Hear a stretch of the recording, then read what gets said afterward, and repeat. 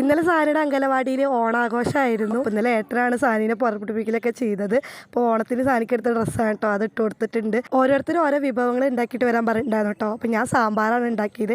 പൊയ്ക്കണേൻ്റെ എടുക്കണേൻ്റെ കണ്ണിക്കൊന്ന് തെറിച്ചിട്ടോ, നല്ല നീറ്റിലുണ്ടായിരുന്നു. അങ്ങനെ അംഗനവാടി എത്തിയ തേങ്ങ ചിറക് കേട്ടോ. എനിക്ക് നിന്നിട്ട് ചിറക് അറിയില്ല കേട്ടോ, എനിക്ക് ഇരുന്ന് ചിറകിയിട്ടാണ് ശീലം.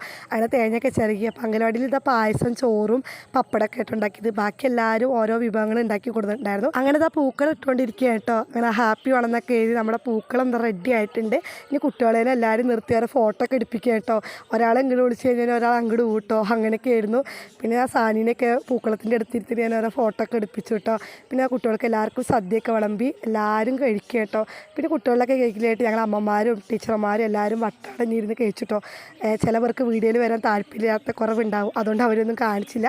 പിന്നെ ചോറൊക്കെ കഴിക്കലായിട്ട് ആ പപ്പടം പായസം കൂട്ടി നല്ലൊരു പിടുത്തം അങ്ങോട്ട് പിടിച്ചു. പിന്നെ അവിടെ കുറച്ച് പണികളൊക്കെ ഉണ്ടായിരുന്നു കേട്ടോ. അങ്ങനെ പണിയൊക്കെ കഴിഞ്ഞ് ഞങ്ങൾ നേരെ വീട്ടിലേക്ക് തിരിച്ചു. അപ്പോൾ അത്രേ ഉള്ളൂ.